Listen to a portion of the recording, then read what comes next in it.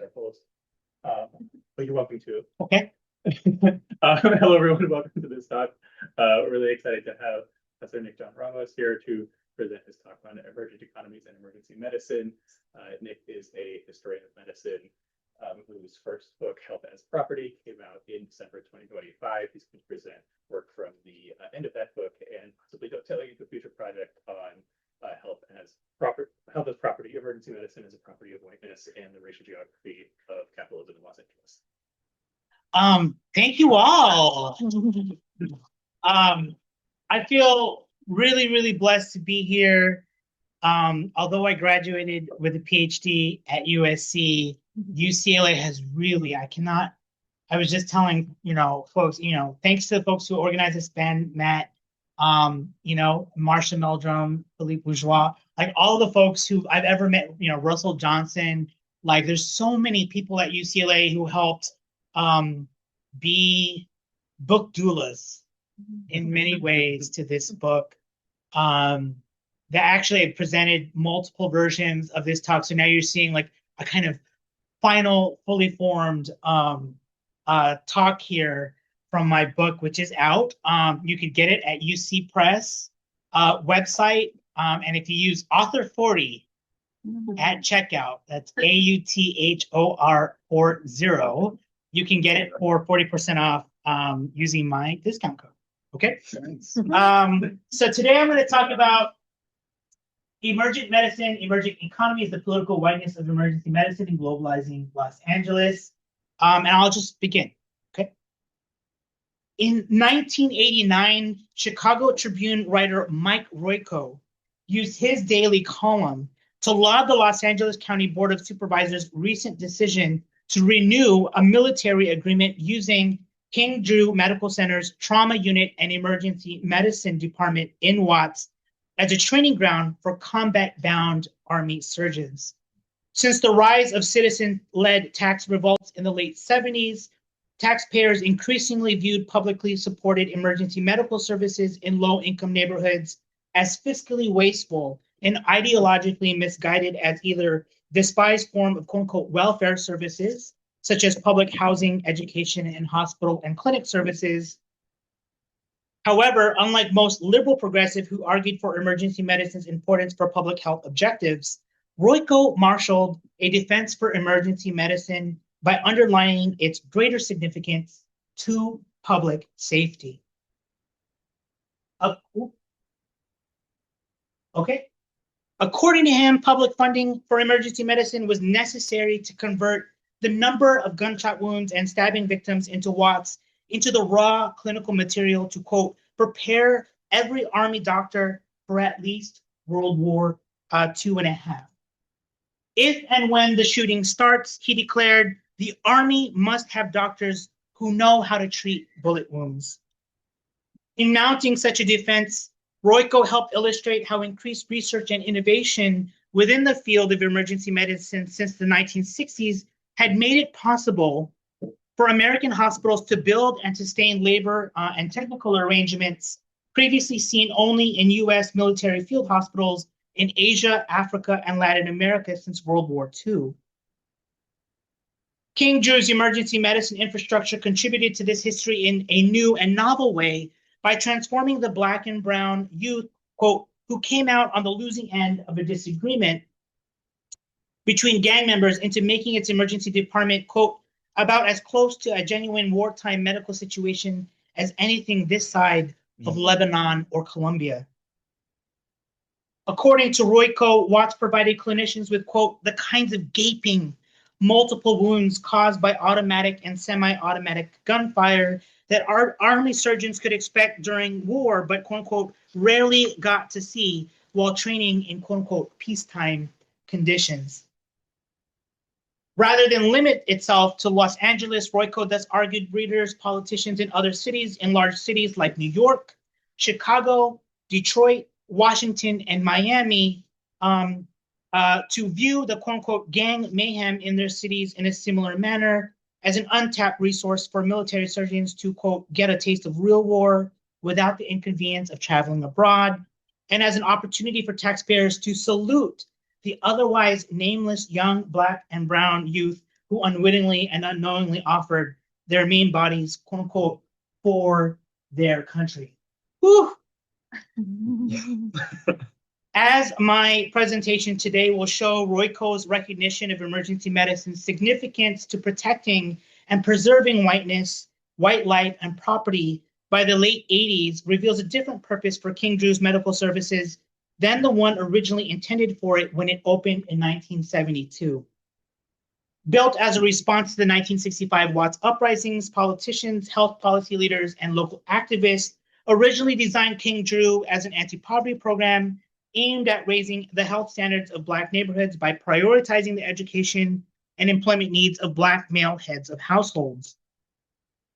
Inspired by Daniel P. Moynihan's culture of poverty theory, King Drew's original mission sought to, quote unquote, cure Black families of poverty and poor health by empowering Black male doctors and Black male breadwinners to lead Black neighborhoods out of poverty. To do this, its proponents reasoned longitudinal investment in education, training, and employing Black men would work alongside expanded temporary assistance programs like housing, healthcare, and welfare benefits for women and children to make Black neighborhoods as independent and self-sustaining as white neighborhoods. King Drew's postgraduate medical and allied health services school exemplified this vision by targeting Black men for education, training, and employment as emergency medicine physicians, paramedics, and emergency medicine staff, and by giving Black consumers access to hospital services through preventative health clinics. In this vision of change, medical practitioners prescribe full employment and public access to comprehensive preventative and acute healthcare as antidotes to poverty and violence in a way that made gun and knife injuries preventable and provided precautionary measures to anticipate avoidable health conditions.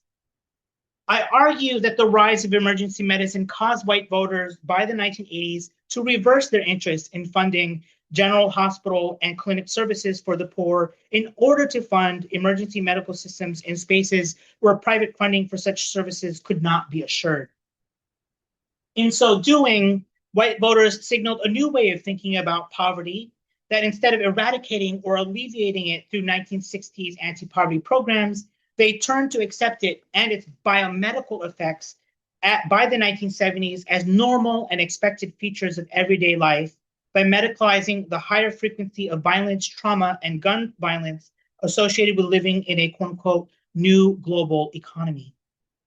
King Drew's turn towards serving as a premier site of medical research and training for emergency medicine serves as the critical endpoint to my book, Health as Property, Racial Capitalism and Sexual Liberalism in Los Angeles, with the University of California Press's American Crossroads series.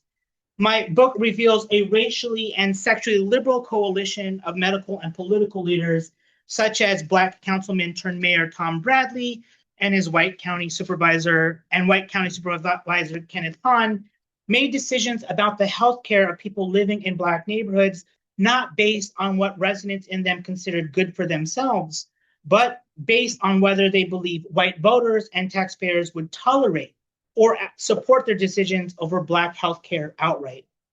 By the late 1970s, Derek Bell famously referred to this phenomena as only investing in advancing in the interest of Black people so long as it served the interest of white voters as the quote-unquote interest convergence dilemma.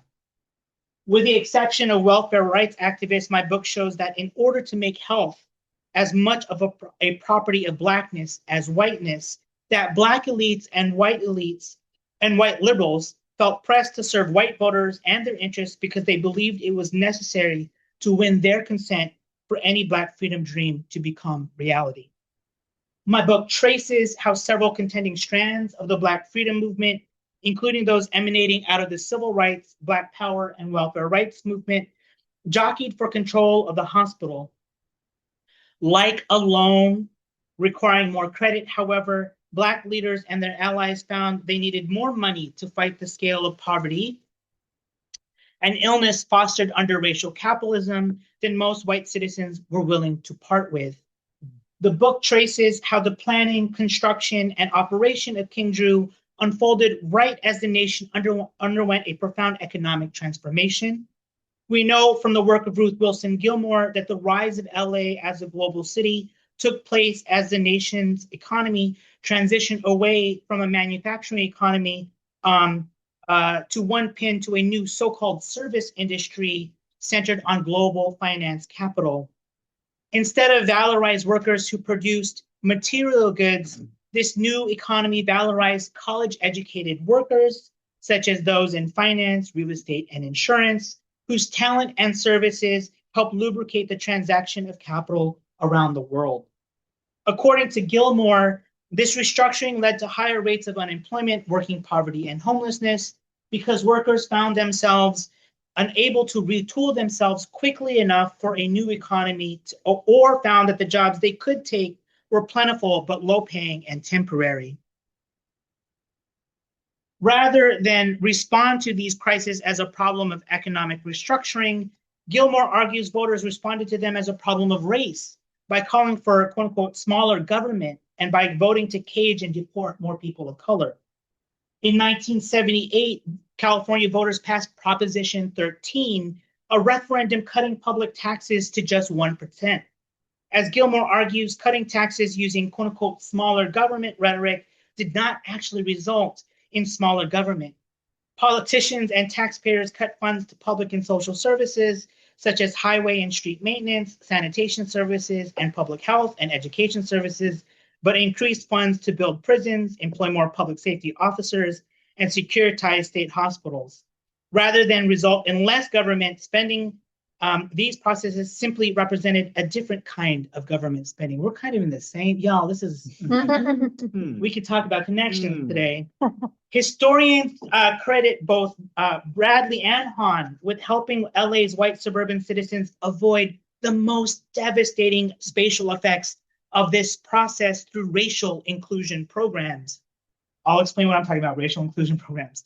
Whereas other cities experienced major economic and population decline, Bradley in particular sought to harness the nation's economic transition to generate new employment opportunities in neighborhoods of color. As a migrant from Texas who had arrived as a young boy to LA in 1924, Bradley had witnessed how poverty deepened as jobs and capital moved away from the inner city toward racially exclusive suburban developments.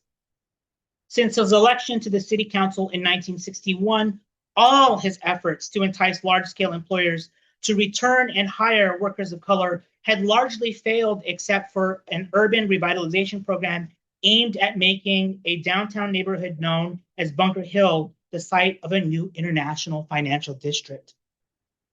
By the late 1960s, Bradley turned from advertising Black and brown neighborhoods as sites worthy of investment towards advertising them as cheap and plentiful repositories of labor. He fell quiet on demands around equal pay and started supporting policies feminist labor scholars refer to as the feminization of poverty phenomena. Feminization of poverty names all the ways that politicians and employers began valorizing women of color workers and quote unquote women's work for the profit margins that quote unquote women's wages represented for bosses in a restructuring economy.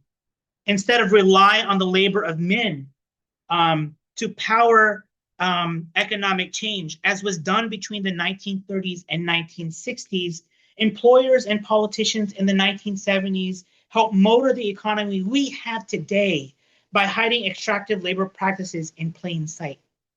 That is, by the 1980s, employers and politicians successfully achieved the lowering and suppression of wages for all workers, regardless of their race or gender, by valorizing quote unquote women's wages and the labor of women of color, by taking advantage of society's general acceptance that women of color make less than men of color and white women, and that white women and men of color make less than white men.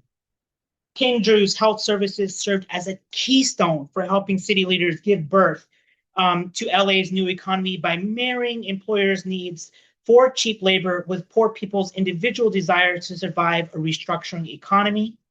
Together with public housing and improved transportation services, LA's public hospitals and clinics played a key role in keeping LA's labor market a competitive destination for multinational corporations by unburdening them from the responsibility of paying wages and benefits high enough for Black workers to lift themselves out of poverty. I'll just stop here to just say that this map shows you all of the clinics that they're using to anchor working poverty in neighborhoods of color alongside the city's redevelopment zones, which are these like blocks up here in the upper left-hand corner. And you can quite see how they're using neighborhoods of color as the augur to create a global city. That's what this map is showing. My research shows Black, gay, Asian, and Chicano leaders, community leaders supported Bradley's policies because his efforts to expand services in low-income neighborhoods answered their long-held demands for public investment in neighborhoods of color. In contrast to when employment opportunities were far from neighborhoods of color, the city's leaders also welcomed the return of capital to city centers because they regarded it as some work in a they regarded quote unquote some work in a chaotic economy as better than no work at all. It also, more importantly, was seen as a way to combat racist stereotypes of people of color as lazy grifters by showing how workers of color were now visibly equal contributors to the city's new economy through their participation as workers, albeit at the lowest rung. My intervention in urban history shows these policy objectives were not meant to gentrify neighborhoods of color by replacing poor Black residents with higher income white residents, nor were they intended to raise the poor into the middle class, but were instead intended to harness and manage poverty's productive capacity to drive economic change elsewhere. These measures demonstrate what Clyde Adrian Woods calls the quote unquote resilience of plantation relations through capitalism's capacity to renew itself through new regional alliances that emerge in response to capitalist crisis. In the case of Los Angeles, a new crop of intercity political leaders allied themselves with downtown's financial elite to, quote, restore and reproduce their profitability and power by arresting the economic development of neighborhoods of color to manage poverty's productive capacity to make other neighborhoods and regions productive. Thus, rather than regard underdevelopment as the absence of capitalist development, LA's multicultural leaders help illustrate how capitalist development occurs, as Manning Marable has argued, not in spite of the exclusion of Blacks, but because of the brutal exploitation of Blacks as workers and consumers. This story matters because it shows how an economy built on the backs of poor women of color, particularly poor Black and brown women, has led to what labor scholars refer to as the race to the bottom, and has led to an economy that relies on the incapacitation of poor men of color through policing and incarceration, particularly that of poor Black and brown men, to make other sectors of labor and other pieces of real estate outside prisons productive and profitable. Similar to prisons, my work shows that the expansion of public health institutions after the 1960s, such as mental health services in Skid Row, public clinics and emergency departments in low-income neighborhoods, worked with policing to make LA's private health systems profitable by containing poverty in ways that made poverty productive despite its unprofitability. Oh yeah, sorry, that was that slide, okay? Sorry about that. I'll let you look at that while I take a glass of water here. White taxpayer desire for emergency medical services over true universal basic health care and prisons and policing over full employment and housing reveals a deep willingness to expand certain parts of the state associated with public safety over other parts of the state associated with welfare, not out of economic rationality or government efficiency, but because such state services constitute a quote unquote common good that obfuscates what Daniel Hosang refers to as the privileges and preferences funneled to quote unquote political whiteness.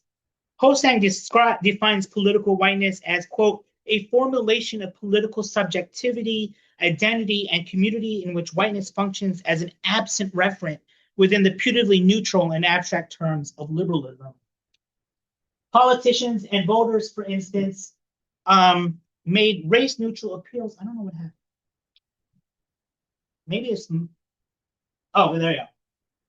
For instance, made race-neutral appeals to political whiteness by claiming that publicly funded emergency medicine, unlike locally situated and geographically bound public hospitals and clinics, served everyone for any ailment at any time and any place. Such appeals, however, obfuscated how publicly funded emergency medical services expanded and guaranteed emergency medicine as a new service that complemented insured white people's access to private hospital and clinic services while increasingly limiting poor people of color's access to just one entry point for care, the emergency department. Essentially, I'm saying that this is like a white subsidy. Mm-hmm. The fact of smaller government discourses by the 80s was thus less successful in producing a smaller state than in producing a landscape of relative health, safety, and security for mostly white citizens who used the ballot box to insulate themselves and their property from the normalization of gun violence and poverty produced by global economic restructuring in neighborhoods of color. Despite all efforts by politicians, physicians, and activists in the city's neighborhoods of colors in the 1970s to demonstrate a shared commitment to health, normality, and sexual respectability, white suburban and rural voters in the 1980s empowered a new set of leaders at both local and national levels, such as conservative county supervisor Peter Shabaram and President Ronald Reagan, to carry out policies that literally and figuratively police the boundaries between whiteness and race with larger police outfits. The cumulative effect of these relationships helped popularize and make profitable emergency medicine in the region's outlying white suburban hospitals, while kept the region's least profitable and sickest patients trapped in what most public health experts increasingly refer to as King Drew's quote-unquote safety net. The book thus examines King Drew's health system at the crossroads of two contradictory phenomenon. It traces, on one hand, the growing representation of Black people and other racial and sexual minorities in prominent positions in politics, medicine, and mainstream society after the 1960s, and the revitalization and growth of working poverty, medical discrimination, police harassment, caging, and deportation for poor people of color, queer and trans people of color, and the undocumented by the 1980s on the other. My examination of King Drew's health services shows that health policy in the United States, especially around Black health, remains tightly connected to labor policy, and as labor policy, health policy cannot be extracted nor separated from the relations of property and real estate that govern the distribution of health services in any given city. The irony of my findings show that the point of providing biomedical services to poor communities of color often had very little to do with addressing the immediate health needs of the poor and needy. The history of King Drew demonstrates that medical services served at various points as a subtext for profitable investment, an excuse to carry out broader real estate development schemes, or as a vehicle to solve political and social problems larger than poor health and illness itself. In the end, my analysis shows that white voters decided the meaning of biomedical services in the city's poor neighborhoods in ways that left Black residents exposed to greater health risks. Now that I've given you a short overview of the book, I'm going to trace the changing meaning of King Drew's health services by outlining two types of political whiteness: a racially liberal form by way of County Supervisor Kenneth Hahn, and a racially conservative form by way of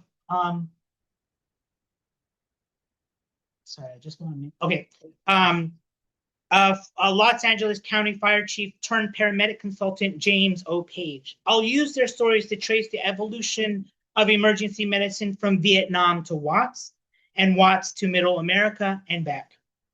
I'll end by showing how the entrance convergence between both Hahn's and Page's forms of political whiteness made Black residents of South Los Angeles more vulnerable to premature death than was originally intended.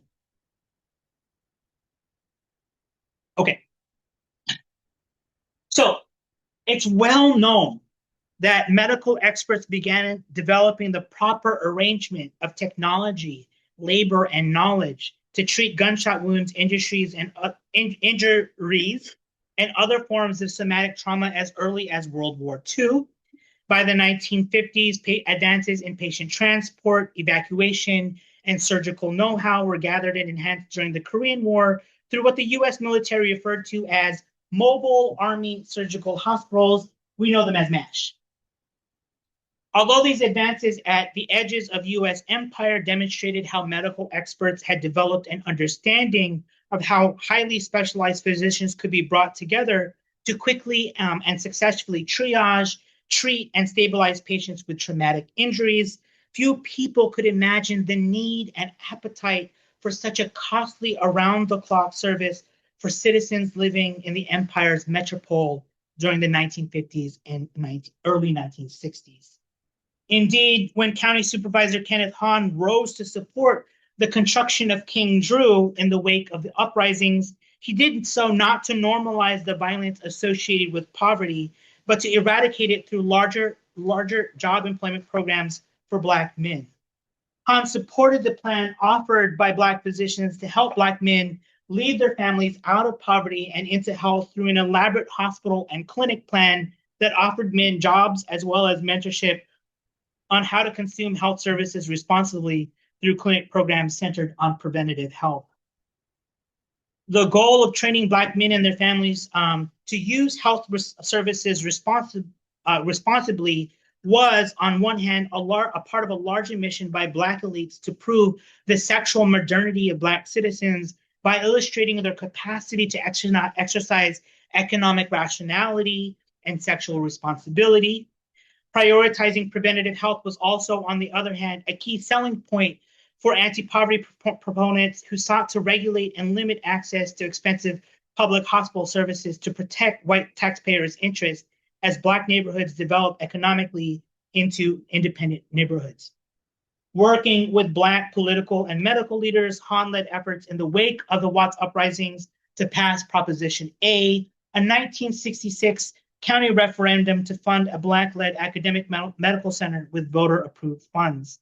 However, after some white citizens distributed "Don't Reward Rioting" bumper stickers, claiming the proposition served as a form of quote-unquote racial blackmail designed to hold white voters hostage for services they believed Black people had neither earned nor deserved, Proposition A fell just short of passing. Hahn feared the rejection not only signaled a potential return to rioting, but also feared that white voters' unwillingness to fund a hospital in poor neighborhoods signaled the end of California's nearly 100-year period of investing in public hospital construction. To solve the problem of return rioting, Hahn immediately announced plans to enter into a joint agreement with the city of LA to build a hospital without voter approval. To solve the possible problem of no more new public hospitals, Hahn approached LA County's fire warden to see if its fleet of rescue vehicles could be retrofitted to extend the reach of existing hospitals through new mobile paramedic units. That means let's use what we have and extend the range, right?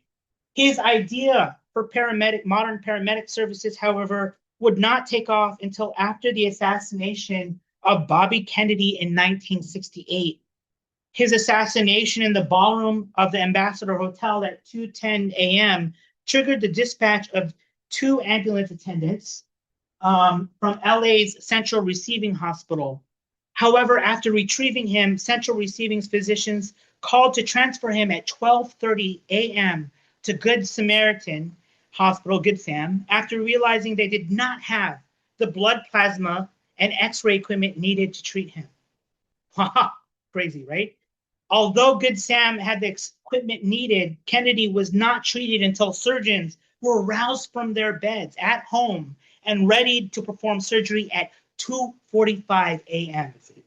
After 3 hours and 45 minutes of surgery, Kennedy was pronounced dead. The missed opportunity to save Kennedy's life illustrated how emergency room systems prior to the late 60s lacked the sophistication and coordination required to treat critically ill and injured patients. As Matthew Edwards has argued, pre-hospital care before the late 60s, quote, emphasized speedy and reliable transportation without treatment, and used hospital transporters in jobs that had no formal requirements and lacked even basic first aid training. I know people are like, what? This is true. Okay. As the architecture of Good Samaritan's intensive care unit revealed, the few hospitals capable of addressing critically ill or injured patients before the 70s often reserved the talent, labor, and resources to address them for insured patients scheduled for operations during the day. Most emergency rooms of the era were thus understood as services where working class people without health insurance could access care after regular hours with physicians who picked up work to supplement wages they were unable to obtain through regular work. The embarrassment of Kennedy's death directly led Hahn to win money for two simultaneously run, federally funded pilot paramedic demonstration programs that helped reconstitute technology and systems developed elsewhere and for other purposes into one coherent new purpose to address heart attacks, dubbed one of the three most frequent reasons for morbidity in the United States. The first project deployed vehicles designed to see if an operating room could be placed on wheels. It utilized private hospitals and private ambulance firms in conjunction with paramedic-trained fire department personnel to demonstrate the viability of adapting hospital systems in municipalities where services were mostly privately funded. The second emphasized time by augmenting refurbished rescue vehicles with paramedic-trained fire department personnel with portable versions of operating room tools to demonstrate the viability of adapting hospital systems in municipalities where services were mostly publicly funded. Hahn's grant allowed officials to pull equipment formerly used in isolation towards new uses in mobile units. Hahn's fire department, quote-unquote, rescue vehicles pulled defibrillators and electrocardiogram machines used in operating rooms for cardiac arrest, carried sirens, gurneys, and various medical splits used in fire rescue operations, and deployed two-way radios used in military operations into automobiles repurposed as modern ambulances. Hahn was careful to make sure that residents using the services in his districts knew that the service was a new feature of the county's public services, that their vehicles were not like the ambulance they were accustomed to, and that its staff were not drivers but quote-unquote paramedics, a word he preferred over emergency medical technicians because it connected people's imagination to soldiering in Korea and Vietnam. He did so because he sought to prime voters to accept the expansion of county's fire paramedic programs as part of a larger ploy to employ Black veterans returning from Vietnam as paramedics and to construct a new paramedic base station in Watts. Hahn's efforts to connect Vietnam to Watts was more than just a ploy to transfer the skills of soldiering abroad to jobs back at home. Such domestic policies not only sought to make war abroad productive for a larger amount of people of color abandoned by the nation's economy by the 60s, but also helped account for the economy that people of color would confront by the 1970s and 80s. Indeed, war alongside the New Deal and GI Bill served as the means for manufacturing economies to abscond to white suburbs by the late 60s and would serve as the means to exacerbate employment by relocating even more manufacturers abroad by the 1970s. Hahn's faith in emergency medicine's ability to connect marginalized neighborhoods to far-flung hospitals and employ people of color demonstrated how he did not believe imperialism and racial inclusion to be antithetical terms to each other. Hahn saw emergency medicine as a service that would make up for the shortcomings of a manufacturing economy by serving as a means to employ more Black men in healthcare as doctors, technicians, and workers, or union-protected fire departments as paramedics. He also believed emergency medical services would enhance rather than erode the significance of hospitals and clinics, while at the same time restore the public faith in efficient government by offering a public service that worked with private companies to maximize existing resources for a common good. By 1970, the service was so popular that Hahn began to contract the county fire department paramedic services to cities not covered by its jurisdiction. Hahn's approach did not anticipate how innovation in pre-hospital care would eventually lead to innovation in emergency medicine. In 1971, LA County USC Medical Center inaugurated the first emergency medicine program for doctors, for training program for doctors. The program led to the migration of medical experts once found deep within the hospital's cost-controlled operating rooms to essentially a new, unpredictable, and unregulated cost center closer, so to speak, to the streets. Although nominally on the same grounds as hospitals, the around-the-clock presence of a team of physician specialists make emergency departments essentially an extremely expensive mini hospital within a hospital. Rather than make hospital services more efficient and accessible, the concentration of talent and technology in emergency medical systems made health services more expensive and more exclusive than Hahn originally intended. The story of emergency medicine's rising costs can be traced by following the racially conservative politics of James O. Page, a retired fire chief who worked as one of the first paramedics in Hahn's pilot paramedic projects. Page went on, the papers are here, y'all, at UCLA, by the way. Russell Johnson can help you look at them. Page went on to consult for a popular television show, Emergency, which dramatized the adventures of paramedic fireman Johnny Cage, based on Page and played by Randolph Mantooth, and Roy DeSoto, played by Kevin Teague of Squad 51. Emergency premiered in 1972, the same year as another popular show, MASH, which dramatized the same life-saving capabilities as LA's emergency medicine services on the battlefields of Korea. Like the legacy lives on through the pit today. After retiring in 1972, Page worked to innovate and replicate LA's emergency medical systems in mostly rural and suburban neighborhoods across the United States by serving as first a bureaucrat charged with building emergency medicine programs, and then as a lobbyist for the Advanced Coronary Treatment Foundation, a special interest group dedicated to expanding emergency medicine. The popularity of emergency helped Page to shape a different future for emergency medicine than the one originally envisioned by Hahn. Whereas Hahn aimed to develop emergency medical services as a new publicly funded service to extend the reach of existing hospitals and employ more veterans of color, Page encouraged citizens to explore creating emergency medical systems in the quickest and most efficient way possible. By 1976, he began arguing that his experience establishing new systems had, quote, clearly shown the reality that quality in an EMS system did not require uniformity of role throughout the nation. He pointed out, for instance, that the Grand Rapids Police Department in Michigan and the Dallas and Houston Fire Departments in Texas ran their paramedic services just as well as commercial ambulance companies in Palm Springs, California. So you can see here that in Detroit and in parts of Michigan, paramedics are the police, and other places they're the fire department. Early on, Page also encouraged quote-unquote activists seeking to develop emergency medicine to be wary of affirmative action programs designed to benefit veterans and workers of color. He lamented, for instance, that North Carolina's EMS directors were too quote-unquote overly concerned for equity and equality in hiring. He suggested that while, quote, former military medics might appear on the basis of written statements and training experience to be ready to easily transfer their military skills to a quote unquote civilian atmosphere, he found that most veterans failed to accomplish the transition because they lacked the intellectual capacity to work, quote, without day-to-day supervision and follow, quote, standard operating procedures. He argued instead that activists focus on hiring employees who were, quote, highly motivated, sensitive, and socially acceptable professionals and technicians who see themselves as a team and who tend to exhibit a special form of pride and dedication to their work.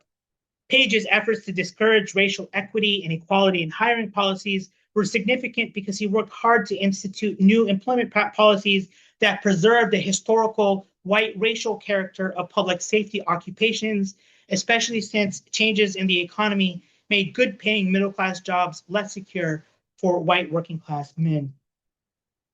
As anti-tax sentiment around Prop 13 increasingly threatened to undermine the budgets of fire and police departments across the nation, Page encouraged fire and police chiefs to consider defending public safety and fire protection funding by expanding their services to include some level of what he called advanced life support services, pointing to exemplary firefighting units in Wichita, Kansas, and Santa Monica, California. Page advocated for every firefighter to be trained in, quote, basic life support, a level of training below that of a paramedic, but above that of a basic first aid, and for every fire truck and pumper to be outfitted with paramedic gear. Page explained that these initiatives transformed every firefighter and police officer into medical personnel he referred to as, quote, first responders, because their spatial coverage and likely proximity to people in distress made their survival before trained paramedics more likely. He was inspired to weave all firefighting and police units into a larger and a more alert medical system after following a North Carolina paramedic unit to a house of a woman suffering from a heart attack where, quote, several overfed firemen sat 5 houses down, quote, in wicker chairs, looking curiously at the ambulance that was coming and passing them. So he's really anointing all police and fire personnel as medical personnel through the language of first responders. Page was keen to blur the responsibilities between public safety officers and medical personnel because, as he put it, publicly funded fire departments could, quote, no longer exist on smoke and water alone. And because, quote, the ratio of life-threatening emergencies in hospital departments was, quote, unquote, relatively small. According to his own estimates, while only 5% of patients who use emergency medical services turn out to be genuine medical emergencies, and only 4% of reported fires turn out to be working fires, Page argued that emergency medical systems came to, quote, to the fire service at a time when it was increasingly difficult to justify an expensive body or personnel for the occasional single function of fire protection. By linking public safety duties, I'm going to keep there. The linking of public safety duties with the EMS was increasingly important because the cost of the EMS services was quickly growing. Although few calls to paramedic units and few visits to emergency departments constituted genuine medical emergencies in the eyes of medical professionals, Page's interactions with tax-paying citizens reveal an insatiable appetite for more and more expensive personnel and technology. Despite such high costs, Page observed that many municipal officials continued to press him about the possibility of adding helicopter and air evacuation, a service he understood received a lot of extravagant praise and drama on television, but felt obliged to admit was impractical given the economics, geography, and weather of many locations throughout the US. Meaning basically like people were willing to just give up all this money for technology they didn't actually really need. The importance of emergency medicine to national interest led King Drew's leaders to follow recommendations offered in 1972 by the Department of Health, Education, and Welfare and the Commonwealth Foundation to abandon its mission as an anti-poverty program and turn its attention to focusing, quote unquote, on health. By on health, policy analysis meant addressing homicides, the fourth biggest reason for morbidity in Watts. From 72 to 78, Los Angeles County converted King Drew's emergency room into a full-fledged emergency medicine department that culminated in the opening of an emergency medicine residency program. By the early 80s, over half of King Drew's trauma caseload victims of street violence were victims of street violence, and the department boasted an impressive save rate of 97.6% and 97.9% in 1981 and 1982, respectively. By 84, acting emergency medicine chief Dr. Subramaniam Balasubramaniam proclaimed King Drew was seen to be such, quote, a leader in the field of emergency medicine that it was one of the few residency programs in the nation, quote, able to pick the cream of the crop to train as residents. The spectacular save rates helped advertise and demonstrate the power of new emergency medical services to white suburbanites. For insured white patients, emergency medicine authenticated the false belief that the care one received in a particular hospital with such services made those services modern, cutting edge, and sophisticated. Speaking in 82, Page recalled that hospitals reacted to this belief by making makeshift emergency rooms as marketing tools to fill empty beds.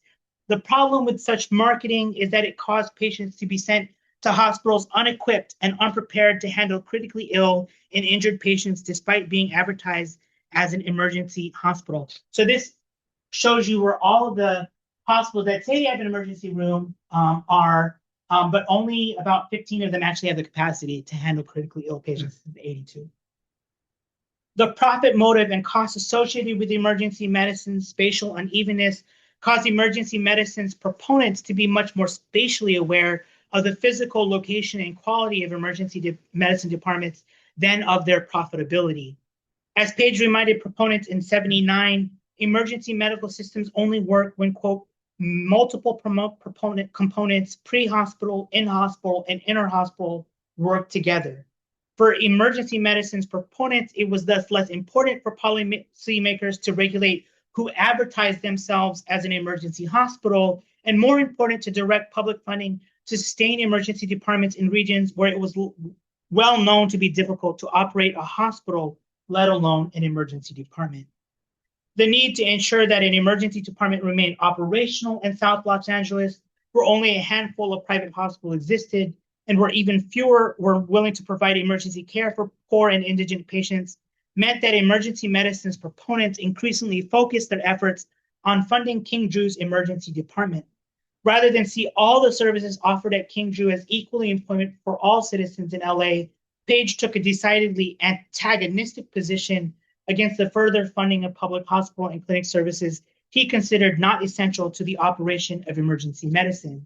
Speaking to attendees of a Houston conference in the wake of nationwide budget cuts, Page encouraged emergency medicine proponents to see health education, especially preventative health education, like that offered within King Drew's health clinics, as, quote, one of government's biggest failures. Drawing on well-worn racist beliefs that people of color were incapable of self-governance and hygiene, Page insisted that public funding would be better put to use to serve those he considered responsible, alluding to the now persistent belief that poor people of color lack the proper motivation and willpower to lift themselves out of poverty. Page argued that, quote, probably more than any other factor, health education's perceived failure in neighborhoods of color could be, quote, traced to a lack of individual motivation. And since, quote, all learning is tied to motivation, that people who are not motivated, not motivated to accept personal responsibility for their own health are not likely to learn how. As he put it, the failure of our government to change lifestyles, change personal habits, improve diet, while at the same time promising quality health for all citizens, has resulted in an economic imbalance that could easily break our nation. Page's strategically deployed comments amid nationwide deliberations over the distribution of tax revenues show how this decades-long interaction with helping most white, suburban, and rural community leaders build emergency medical systems in their neighborhoods shaped his imagination about whom he believed emergency medicine's true constituents were. His statements repeatedly cast those who exclusively use publicly funded hospital and clinic services as immutably unhygienic and irresponsible citizens, while painting putatively white voters and homeowners as beneficiaries of emergency medicine's life-saving services, and suggesting that white homeowners or taxpayers were somehow more motivated and educated about how to keep themselves individually healthy. Page intimated that white citizens were entitled to services to treat medical, quote-unquote, emergencies and accidents they otherwise could not reasonably predict or prevent on their own. In Page's imagination, publicly funded emergency medical services seemed a particularly important entitlement for insured white patients who regularly traverse neighborhoods of color between home and work. Such observations made King Drew's emergency medical services of paramount importance because without public funding, commuters faced being stranded in a region that few private hospitals even dared to serve. This is a moment before the Imperial, the 105 existed. Yeah. So people had to get to the airport, drive through neighborhoods of color. Page's statements help frame the rationale behind the county's cuts to public hospital and clinic care when Prop 13's cuts hit LA in 81 and when President Reagan cut federal funding in 84. In response to the tax crisis that public funding, hospital funding for clinics, hospitals, and EMS throughout the 70s created for taxpayers, my research shows municipal leaders began to dismantle and eliminate King Drew's public health programs and clinics in order to keep publicly funded emergency medical departments alive by closing 8 public clinics while maintaining funding levels to public safety departments. From the perspective of residents in low-income neighborhoods, these cuts shrunk the vision of offering the full complement of health services to the poor to just one access point, the emergency department, while helped expand the complement of comprehensive health services for the insured to include emergency medical services, fully paid for by taxpayers. Together with the rise of policing and prisons, these investments show that white voters only seemed willing to invest in Black neighborhoods so long as they had something to do with policing or emergency medicine. In this regard, popular depictions associating emergency medicine with those on welfare and the undocumented unfairly obscure its development as a service underwritten by ideas of public safety and healthcare centered around whiteness. It is this utter I can come back to this, which is basically the end of my book. It is this utter abandonment of capital that frames how King Drew's program by the 90s eventually provided the military training for doctors before deployment to the Iraq War. Let me get that. That King Drew's Medicine's emergency department came to be a site for doctors to train for war only speaks to how America's emergency medical systems have adopted and resituated the infrastructure of military medicine, once temporally and spatially confined to foreign wars abroad, towards an elaborate peacetime medical infrastructure capable of tolerating warlike conditions domestically. It also speaks to how many white voters helped legislate everyday violence as an expected and natural feature of certain racialized spaces by redirecting taxes towards emergency medicine and prisons while dismantling the public health and welfare services for the poor. Thank you all.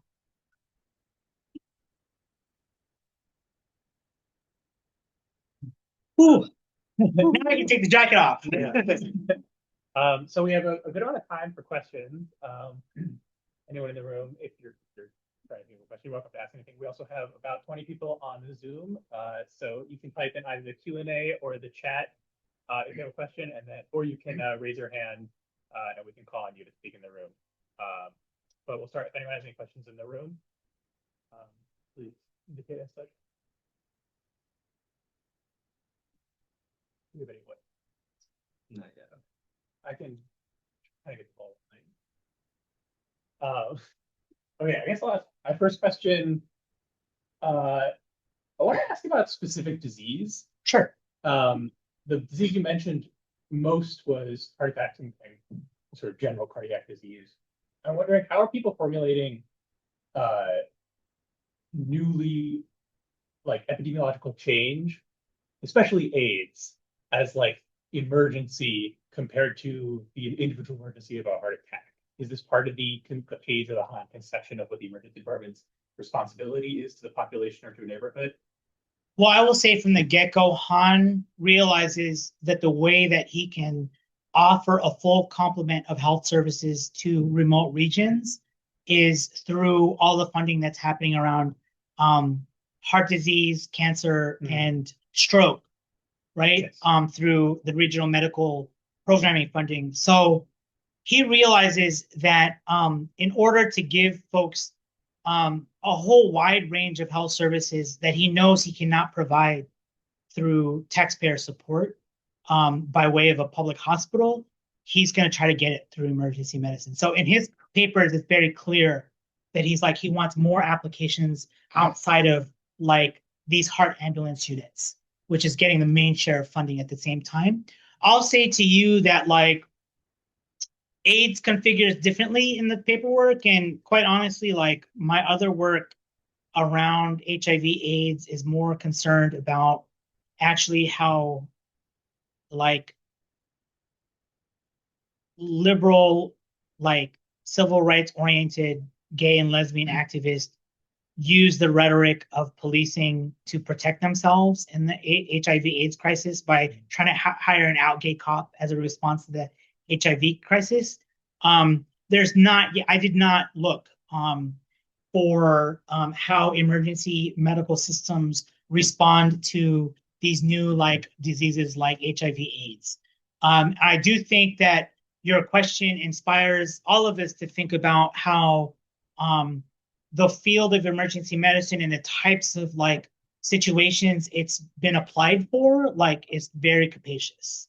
Yeah. Right. You know, our earlier conversations about street medicine, like HIV/AIDS, like definitely is like on the radar for street medicine in this kind of emergency medicine way. You could think about like emergency medicine and helps evolve like the types of street medicine that you see was really centered around like the Black Panther clinics and these like health clinics. You could see like a very different iteration through it by the influence of like emergency medicine.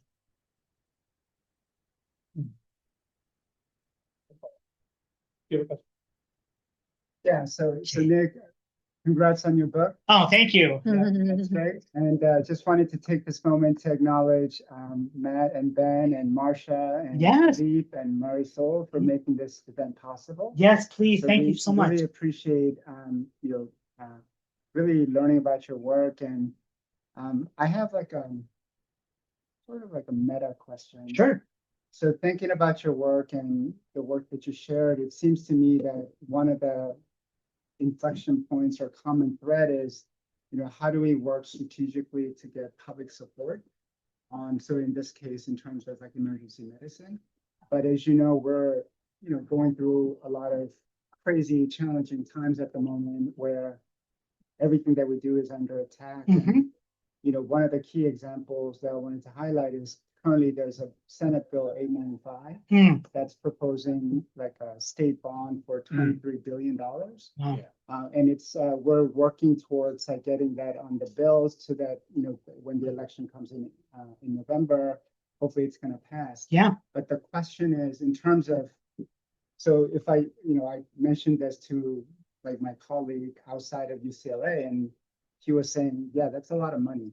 And how do you think the public's going to react to supporting this? So there's a moment for us to really think about how do we message this and how do we provide proper like context and messaging so that like all the like-minded people like us, we support this bill, but like the voters have to really be convinced.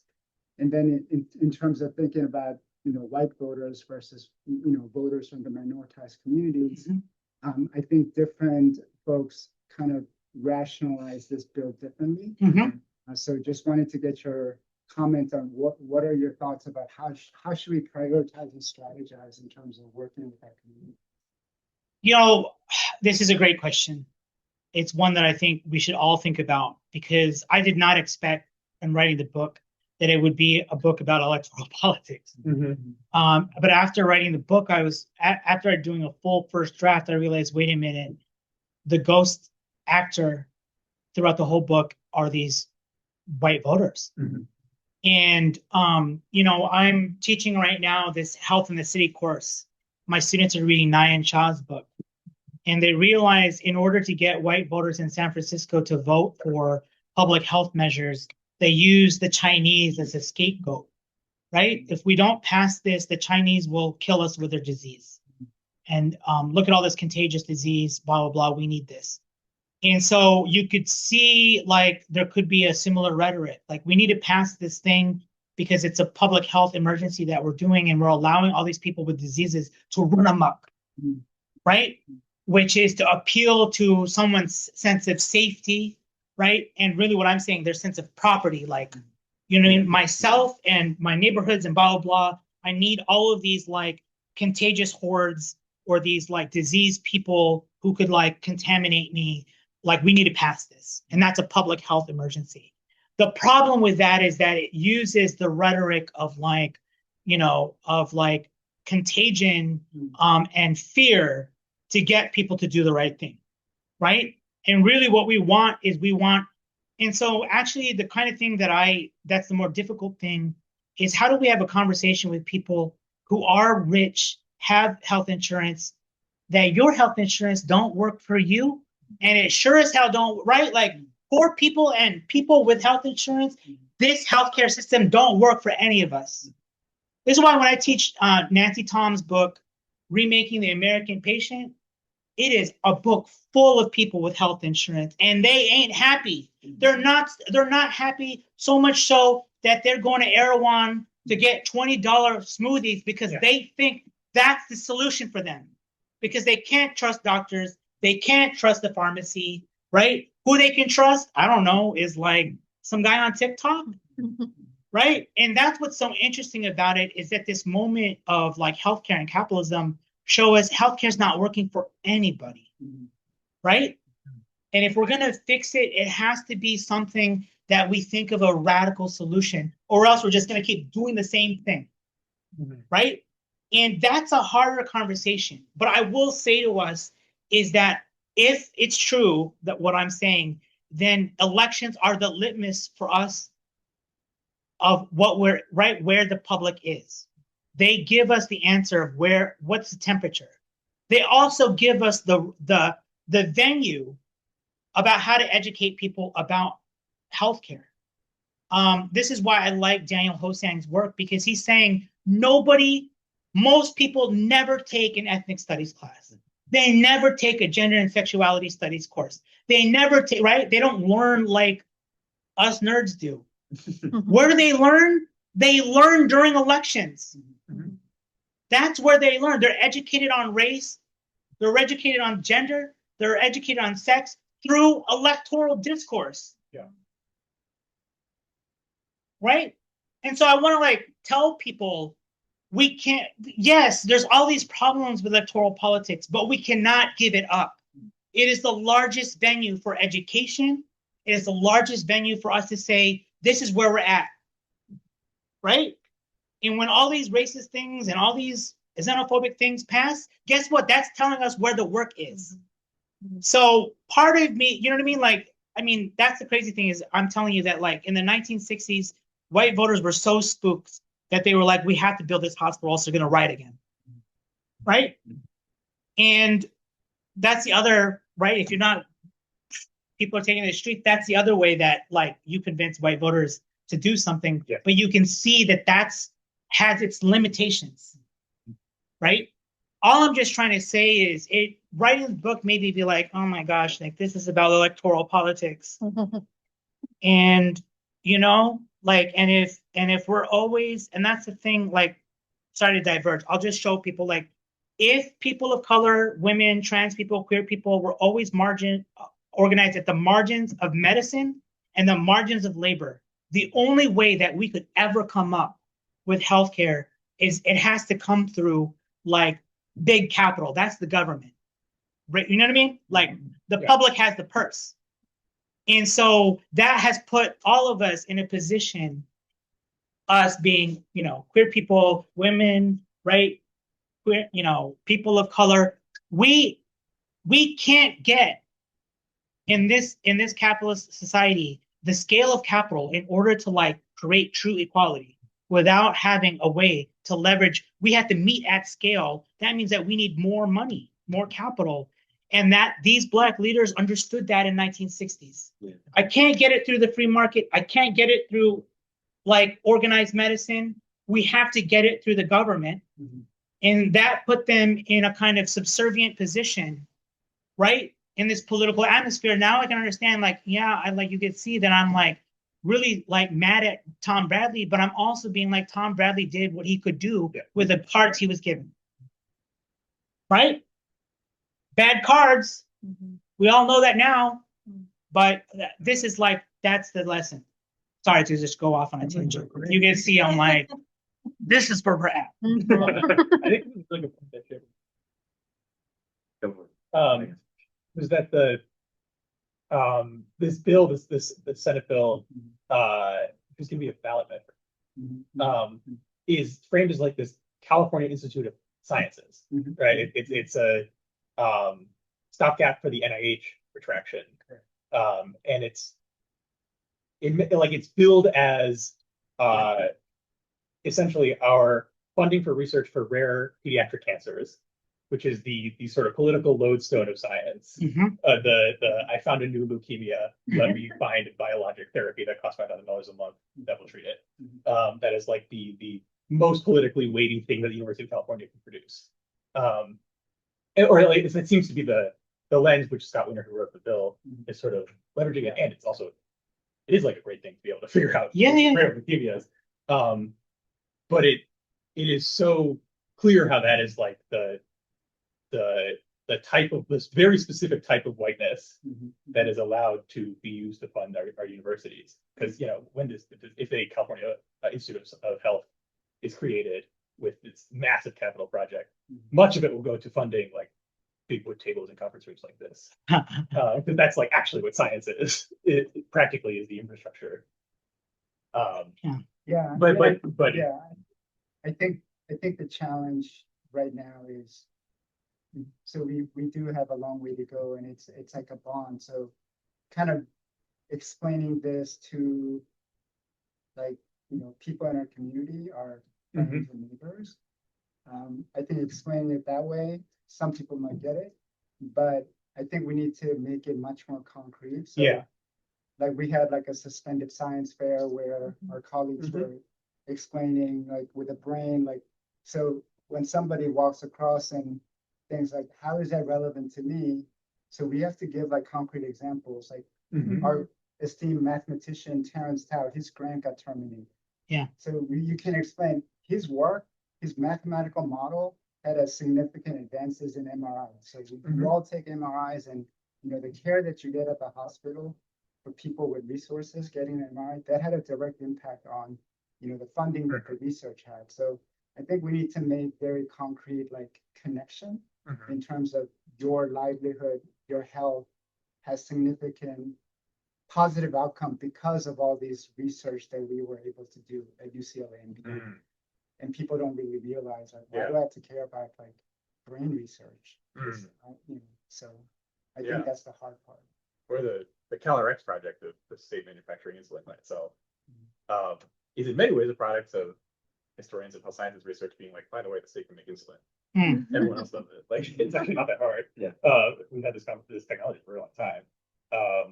Those are kind of two parallel projects that are both sort of different political initiatives that are supposed to be responding to the same crisis. Do we have another question in the chat? I have a question. Sure. No questions in the chat. Question in the mat. Nick, thank you so much. This was amazing. It's really cool to see this talk grow over the last 3 years, and I feel like, it's brain is buzzing. I feel like there's so much in the contemporary moment that we're kind of hinting throughout the talk that I think are really clear. A question we used to be able to teach this through the medical school, which we can't now, but we could teach this through the medical school. A question was always like asking students, like, why is it that we call 911 EMS is tied to the fire and the police? Like, really, like, how do we historically answer that question? I think you give us the seeds here of like understanding, like, it's always been a carceral project. It's always been about safety and policing. And I think like LA has been a lab for that. I think it's really important to kind of sit with that. And I'm also thinking about like the like counter technology transferring between like Vietnam and like Korea here in the US, and like USC being complicit with using cadavers to train the IDF. We're still seeing all these different ways in which academic medicine is involved with militarism. And so I think the question I have to kind of bring it back to like the abolitionist piece is, I think, like, again, you're kind of showing us like part of the reason why it's so hard to attempt abolition in the ER is because we're going against like something that's so deeply encoded in the ER, which is police. And something in the LA that we see a lot is that all the county hospitals have LA Sheriff Department stations in the ED. So I have like a specific question, which is like, did you come across like, when did that become a feature of the ER, especially in the county system? And like, what went into like, not just like having police as first responders, but actually putting sheriffs in all the EDs? Oh, this is a hard question. One is the county has always had a jail inside. Big Jan has always had a jail inside of it. So the police have always been there. There's an uncomfortable answer. And this is the answer is overdetermined. This is like an academic way of saying there are multiple factors. But I will actually say that if you look at the bargaining contracts of all the unions, they begin to ask for security. And so I can imagine that some of that is a response to that. Particularly parking lots become a big issue in union contracts, which is a sort of like really tough and difficult discussion to have because, workers want to feel safe. They're also coming from the same neighborhoods in which their patients are, and so there's a really difficult conversation. I will say that I'm like, if people would love it, I want to talk to people about 911. Yeah. It's actually, I'm working on an academic piece with several scholars on writing the history of 911. And particularly over this question, how does it become a part of, how does that staple one end of a growing part of the economy, which is healthcare, to another growing part of the economy, which is policing and prisons. And so 911 does that. It stitches both of them together. And you can see that it's really, how do I say this? Like there was a moment where I wanted to call the book Abolish Hospitals, and clearly like that would not work. Right? It would not work. But I think that if you follow carceral studies, is when they say abolish prisons, right? In the same way that people think about abolish slavery, who look at the abolition of slavery, it's like abolishing a type of society that would have slavery, a type of society that would have prisons, which is to say that we want to abolish a type of healthcare system that would have emergency medicine configured in this way, right?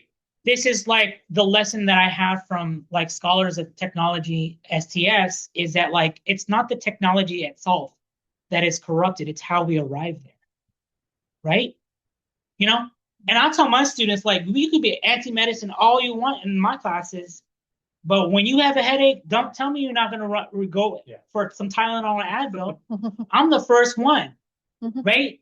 So part of it is that that's the challenge, is how do we enter into a conversation with people? It's like, how did we accept having a medical system that brought wartime medicine to the home?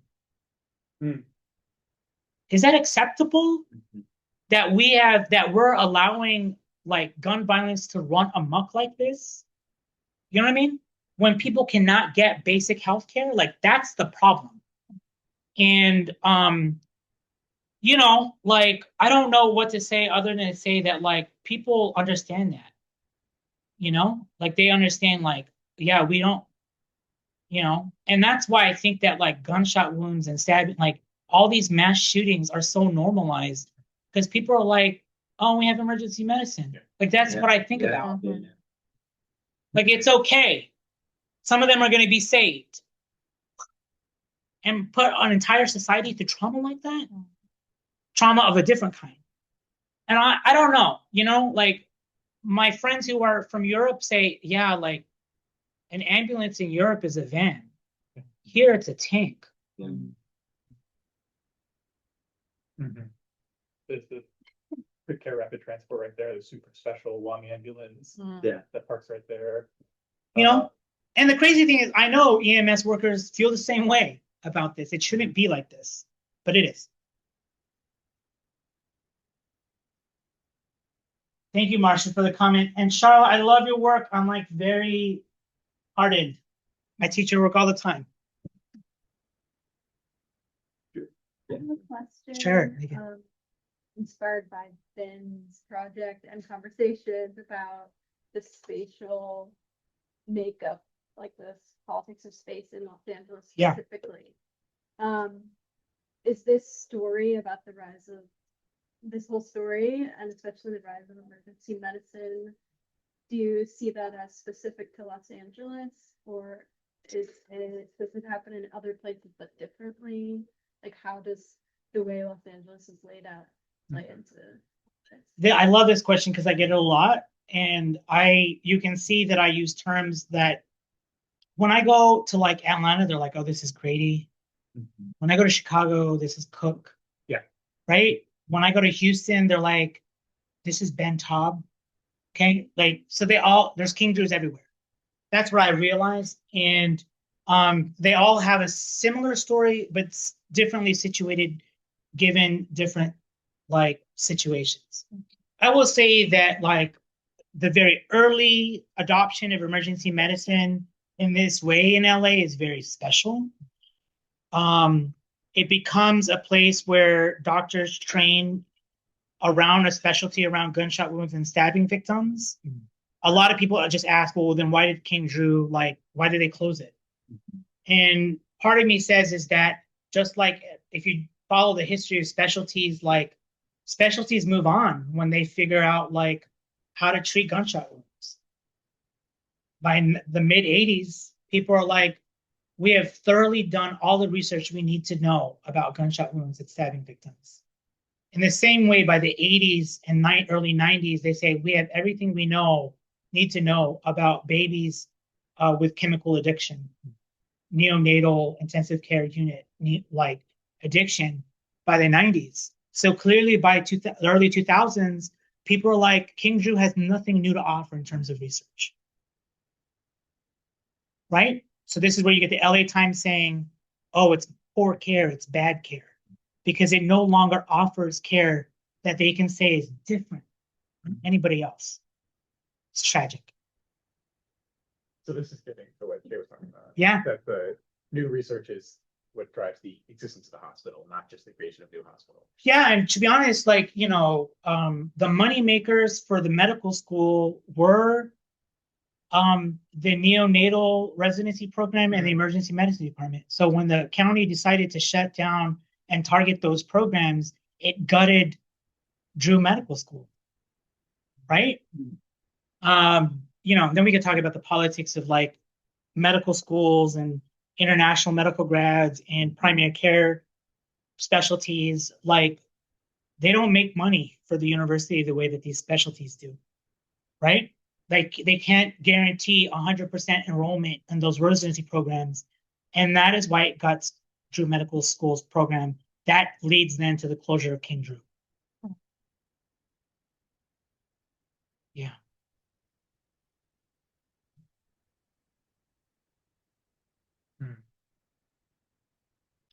I know, depressing story, you guys. I'm sorry. No. This is why my second project, I do not want to do something super depressing like this. Although people want the history. This is what I'm learning. Yeah. They want to know. Yeah, actually, this last part is like, how do I tell the story of its closure? Yeah. How do cost care factor in your story? I'm really thinking about EMU's lens here and like medical inflation, price inflation. My argument is the county board of supervisors decide to swallow the debt. Yeah. Because it helps all of the for-profit hospitals in LA stay afloat. It's like holding a bunch of debt so that other people can be profitable. So it just eats and eats, right? Yeah. Like, they just eat and eat all the debt because they know it's actually like, you know, and so that's actually how I came to the project, is that I was a union organizer for 6 years. I got sent to King Drew to help the hospital prevent its closure. And I took testimony from unionized resident physicians, and they said to the board of supervisors, if you close this hospital, it will cause the implosion of LA County's for-profit healthcare system. Because St. Francis don't want these patients, California Medical Center don't want these patients, right? Mm-hmm. And as a historian, I went back and looked at what were the deals that were cut between all of these hospitals and the county. The county said, we won't fund King Drew anymore, but we'll fund you to take these patients through these contracts. And remember, these hospitals are way more selective, right? So they'll take the ones that they can think they can get the funding for, and they'll be quiet on everything else, right? And so this is the issue at hand, which is, if you actually look at the numbers of uninsured in LA County, they are exponential. So this is why LA County actually has still kept, right, all of its public hospitals, because it knows it cannot, if it just leaves all indigent patients to the wind, that all of these indigent patients would come, and they would come to the door of Cedars-Sinai. They would come to the door of St. Francis and in huge numbers, in a way that would, this is what, like Paige is saying, it's going to bankrupt our, right? And so that's like the problem. right? And what I'm saying to you is Bradley and his folks said, actually, maybe we can use healthcare services to anchor working poverty in a way that we can actually turn, like, right? Workers will move on from a place if they feel like there's nothing there for them. No good jobs, no healthcare, no housing, move on. And he says, if I give them some public housing, some public healthcare, they'll say, I'll stay in LA and not move to Detroit. I'll stay in LA and not move to Las Vegas. Why? Because I can still survive here. Barely, but I can still survive here. And so this is how I'm thinking about why would LA County consciously go into debt? Yeah. Why? Because it doesn't want all these multinational companies to ever leave. Right? It is literally the Walmarting, it's making LA a company town without making it a company town. And when I started as union organizer, that's how we talked about LA. LA is a company town. And I didn't really understand it until I finished this book. I was like, what are they talking about? And I'll say it. You know what I mean? Like, what are they talking about? But that's what they're talking about. You know? Particularly the Justice for Genders campaign, all the organizers knew that the workers were most upset that they could not afford healthcare to go to a regular hospital, a quote unquote regular hospital, community hospital. Jay, Yeah, perfect. Yes, thank you.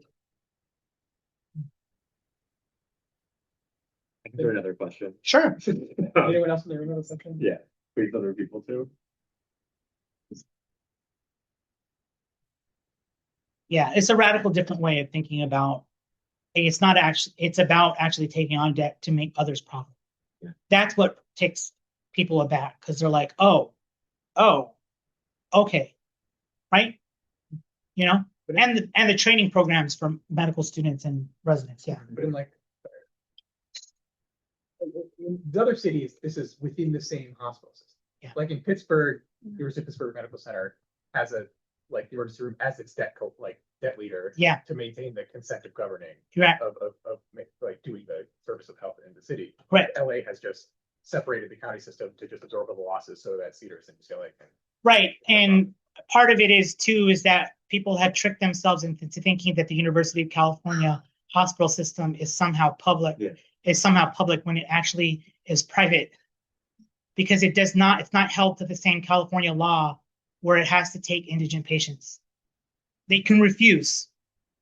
And this is like the cash cow for University of California. It can say we're a public facing institution, but act like a private employer and corporation.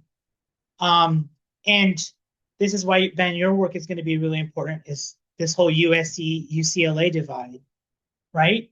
Is UCLA has always acted like it has Harbor and it has Reagan, or as they used to call it, University Hospital, right? And USC just hitched its wagon to like county, didn't allow all taxpayers to basically fund and build its entire medical campus. UCLA decided differently, right? And the winner is UCLA, right? Because people all over the world go to UCLA, and USC just barely is getting there. Sorry, USC, but that's the truth, right? You know? Yeah. But that's why I think your work is going to be really potentially important, because it's showing folks that all these people who were in the business of working with public entities all of a sudden said, oh, we have to get out. And if we don't get out, we have to right? And so USC now mirrors UCLA's health system by Harbor, right? Because now it has Keck and county. UCLA has always from the get-go had these two, right? A private entity that can make large money and a public entity where it can circulate all of its medical trainees, students, residents through so that you get a full spectrum of healthcare, right? Continuity of care, all of that stuff that if you just had Reagan, you would never see, right? Yeah. And then UCLA also has a colonial relationship to Drew, which is that for a long time, that UCLA would take the first cut of applicants and then give the rest to Drew. Ooh, okay, I'm gonna stop. I'm gonna stop because y'all are like paying for my trip here. No, we love it. We love it. You know, I was gonna ask, and maybe this is more of a hopeful note we can end on. Sure. So you kind of you flashed the Pittsburgh Freedom House on one of the slides. Yep. I'm just curious, like as you were kind of going through this, and like as there was like what like a city, county kind of driven plan of like this is how we're gonna approach attending to gunshot wounds and emergency needs. Did you come across any more autonomous concurrent community experiments in U.S. response that were kind of like happening at the same time, kind of contesting it, kind of like things that were happening outside of like how were other groups responding to the same kind of need? The Panthers, there's evidence, Young Lords, they all have evidence of trying to do similar things around patient transport services. Money, honey, like that's what I tell people. At the end of the day, it's about money, honey, and the energy of people. In LA, it's hard because the Panthers basically get quite literally bombed out in LA. Shot up not only by had rivals not only in the Black nationalist movement, but like had heavy COINTELPRO. So it's harder to see. They have the vision. They know it's important. They don't have the money and the energy and the resources to be able to mount that. Yeah. So that's you can imagine that there are. It's hard because my project was on LA. I just know that there's other people who've been working on that. Yeah. Yeah. Anyone have any last words? Join me in thanking Nick for this wonderful. Thank you. Thank you everyone on Zoom for attending. Really you. exciting event. I'm glad we could grow this together. And thank you to the Center for Social Medicine for hosting us.